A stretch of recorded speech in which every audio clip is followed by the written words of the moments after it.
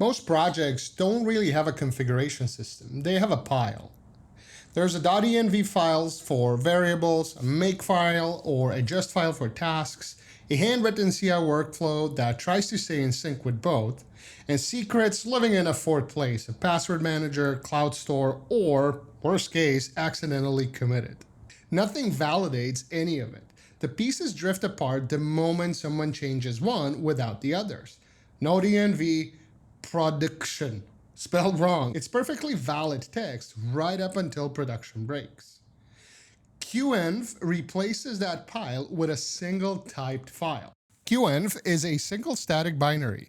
You describe your project once in a file called env.cue, which is written in Q, a typed configuration language, and from that one file, cuenv does four things. First, it validates your configuration, so enums, numeric bounds, regex, defaults, and it does all that before anything runs.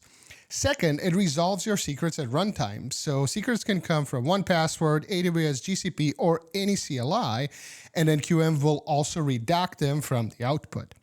Third, it runs your tasks as a dependency graph in parallel and with caching. And fourth, it can generate your CI from those exact same definitions.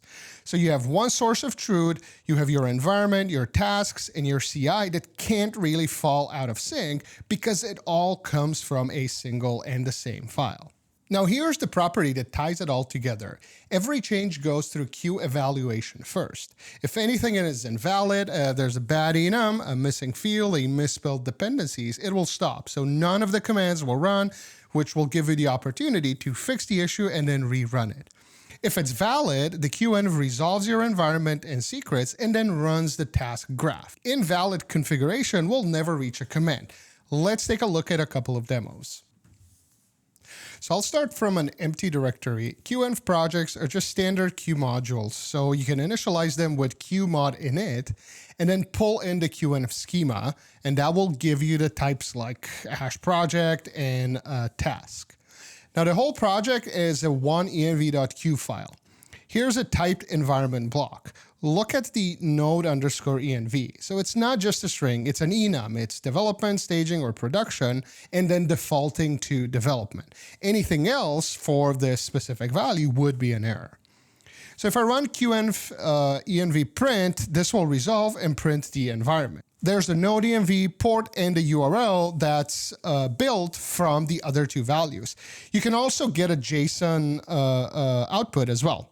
So now let's take a look at this. So I'll override node env to prod. So this is a typo, right? And let's just try to print it again. And notice this time the cuenv will stop. It'll give me an evaluation error. This means that invalid config will never reach a single command. And then also there's tasks. So you can list them, you can run one, or you can use cuenv exec to run any command inside the validated environment.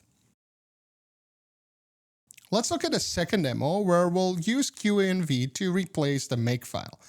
So I have a task group with linked, type check, and test tasks. So keys in this group are all run in parallel. Then I have a build task that depends on the group. It declares its inputs and outputs and opts into caching. Now, one detail that matters here is the depends on field, which points at an actual task value, not a string name. So that's a Q reference. If you misspell this, you'll get a compile error and not a silent no op at a runtime. Also, here's the graph that you can get with the terminal UI. So it's a dependency graph, the output, color-coded status, and so on. So if I build, or rather if I run build once, it will execute. And then if I'm going to run it again and nothing has changed, every task will come straight from the cache. So it will be much faster and the values will be cached. So the whole graph will short circuit because every task declares its inputs. So two things teams almost always maintain by hand and separately: secrets and CI. Both come out of this same file. So let's say I have a database passport. So for this demo, I'll just use an exec secret, basically allowing cuenv to run a command and then resolve the value at the runtime and then use that result. Now, in a real project, you would swap that for like a proper resolver, basically, depending on wherever your secrets actually live. So cuenv supports like one password reference, which allows you to point to one password. You can point to AWS Secret Manager, to GCP Secret Manager, Vault, and so on. So the same shape, it's the same field, it's just a resolver that will change. Now, when I print out the environment, the value is redacted. So it will be resolved at a runtime. It will never land in a file or a generated output or in my shell. And even if the process tries to echo it, the cuenv will scrub it from the output. And then the CI. So let's add a small pipeline block that will point at the task that I've already defined. And then I'll run cuenv sync CI. So cuenv will write the GitHub Actions workload for me. So if you take a look, it has the checkup, the setup, the run step. I didn't write any of that. It came from the task graph. You can also run the same pipeline locally using cuenv CI. So this is the identical DAG CI uses running on my laptop. So that's the whole idea of cuenv.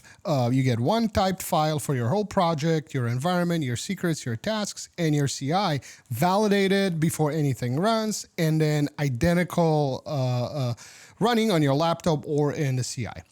You can check out the project documentation at cuenv.dev, or if you'd like to contribute to the project, head on over to github.com/cuenv/cuenv. I've also added the links to the description. Thanks for watching.